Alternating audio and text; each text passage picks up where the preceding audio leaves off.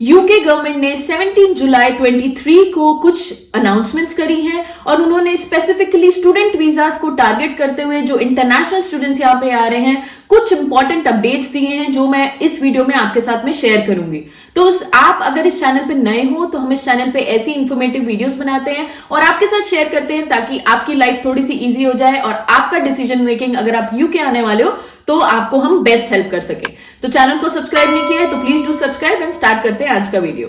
तो जैसे कि मैंने बताया और अगर आप हमें फॉलो कर रहे हो तो यूके गवर्नमेंट अभी रिसेंट में काफी चीजें अनाउंस कर रही हैं, काफी धमाकेदार अनाउंसमेंट्स हो रही हैं और उनका मेन टारगेट है इमिग्रेशन को कम करना। तो इमिग्रेशन को कम करने की वजह से वो यहाँ पे स्टूडेंट्स जो कि अपने डिपेंडेंट्स को लेके आते थे उनको काफी ज्यादा टारगेट कर रहे हैं। तो उन्होंने एक डॉक्यूमेंट अभी पब्लिश किया है जो कि यूके गवर्नमेंट की ऑफिशियल वेबसाइट पे है और वो डॉक्यूमेंट में उन्होंने ये भी बात करी है कि स्टूडेंट वीजास पे जो लोग यहाँ पे आते हैं क्या वो अब स्किल वर्कर वीजा में कन्वर्ट कर सकते हैं या नहीं कर सकते हैं, या क्या क्या कंडीशंस हैं जिसके बेसिस पे वो स्टूडेंट वीजा पे कन्वर्ट करेंगे। तो चलो मैं आपको दिखाती हूं अपनी स्क्रीन पे और फिर आपको डिटेल में हम ये समझाते हैं कि गवर्नमेंट ने क्या चेंजेस पब्लिश किए हैं। ये बहुत इंपॉर्टेंट है अगर आप डिसीजन ले रहे हो स्टूडेंट वीजा पे यूके में आने का, और आपके लिए तब भी इंपॉर्टेंट है अगर आप यूके में already on a student visa हो,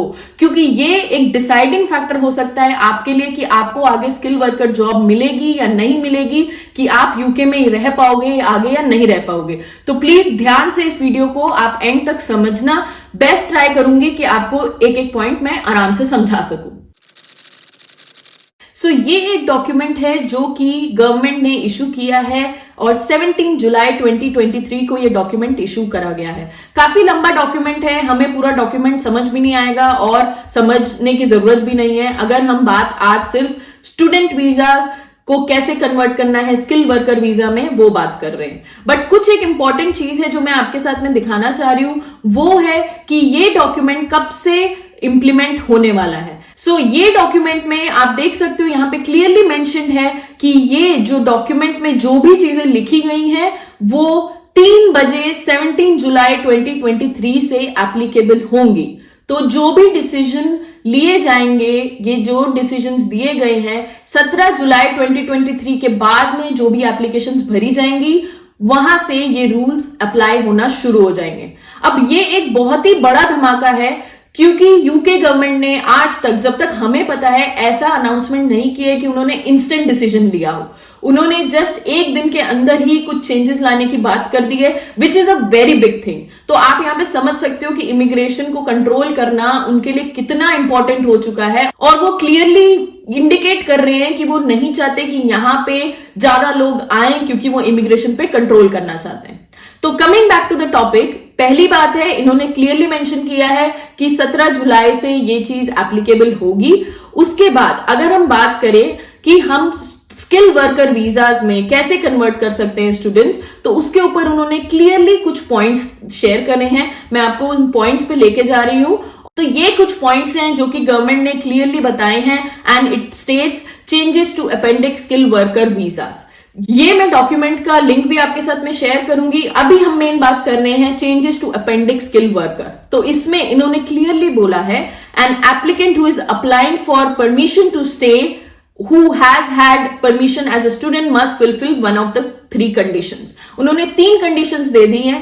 अगर आप स्टूडेंट वीजा पे यूके में हो तो आपको ये 3 कंडीशंस में से आप किसी एक कंडीशन में होगे तभी आप स्किल वर्कर पे कन्वर्ट कर सकते हो। सिंपल, 3 कंडीशंस में से एक कंडीशन आपको फॉलो करनी है तभी आपको स्किल वर्कर वीजा मिलेगा। पहली कंडीशन में ये लिखा है कि the applicant must have completed the course of study for which the confirmation of acceptance of studies was assigned. That means वो क्लियरली ये बोल रहे हैं कि आप जिस कोर्स को करने के लिए यूके आए थे, आपको जो स्टूडेंट वीजा जिस कोर्स के लिए मिला था वो कोर्स आपका खत्म होना चाहिए, आप तभी स्किल वर्कर आप वीजा के लिए अप्लाई कर सकते हो। पहली कंडीशन काफी स्ट्रेट फॉरवर्ड है, बट ये उन लोगों के लिए बहुत इंपॉर्टेंट है जो कि ये सोच के आते हैं कि हम वहां पे जाएंगे, किसी भी कोर्स में एनरोल कर लेंगे और फिर बाद में बीच में जॉब लेके अपनी स्टडीज को छोड़ देंगे और अपनी जॉब को कंटिन्यू करेंगे। तो गवर्नमेंट अब वहां पे स्ट्रिक्ट एक्शन ले रही है। वो ये कह रही है कि कोई भी एम्प्लॉयर यहाँ पे आपको जॉब नहीं दे सकता है। फुल टाइम जॉब की बात कर रही हूं मैं, स्किल वर्कर जॉब की बात कर रही हूं। अगर आप ऑलरेडी किसी वीजा पे, स्टूडेंट वीजा पे यहाँ पे हो और आपका कोर्स कंप्लीट नहीं हुआ है, तो ये है कंडीशन ए। कंडीशन बी की बात करें तो कंडीशन बी में उन्होंने क्लियरली लिखा है, the applicant must be studying a full time course of study at degree level or above with a higher education provider, has a track record of compliance, and the COS must have a start date no earlier than the completion course date. तो इसमें ये clearly ये कह रहे हैं कि आप जब स्किल वर्कर वीजा आपको मिलता है तो एक COS लेटर मिलता है, that is certificate of sponsorship. तो अगर आपको कोई एम्प्लॉयर COS दे रहा है, वो लेटर दे रहा है, तो you have to make sure कि आपकी जो कोर्स कंप्लीशन डेट है उसके बाद ही वो लेटर मिले। फॉर एग्जाम्पल, आपका 10 तारीख को कोर्स खत्म हो रहा है, जो भी आप कोर्स के लिए यहां पे आए थे, तो आपको 11th ऑनवर्ड्स ही COS मिल सकता है। उसका ओवरलैप नहीं हो सकता, वो 9 तारीख 10 तारीख को नहीं मिल सकता, वो 11th को ही आपको मिल सकता है। तो ये एक कंडीशन बी है आपको स्किल वर्कर वीजा मिलने के लिए। अब इस पॉइंट पे आपको भी ध्यान रखना है और एम्प्लॉयर को भी ध्यान रखना है कि वो आपको गलत COS ना दें, क्योंकि अगर आपको गलत COS मिल गया तो आपको बाद में आपका जो PR प्रोसेस है, ILR का प्रोसेस है, वहां पे भी डिफिकल्टीज हो सकती हैं। तो एज ए स्टूडेंट ये आपकी भी रिस्पॉन्सिबिलिटी है कि आपको चेक करना है जो आपका कोर्स डेट की एंड डेट है, उसी के बाद आप COS एक्सेप्ट करो किसी भी एम्प्लॉयर का। तो ये हो गई condition B, which is the second condition. Now coming to the third condition, इन्होंने क्लियरली मेंशन किया है, the applicant must be studying a full time course of study leading to a PhD degree with higher education provided as a track record of compliance and the COS must have a start date no earlier than 24 months।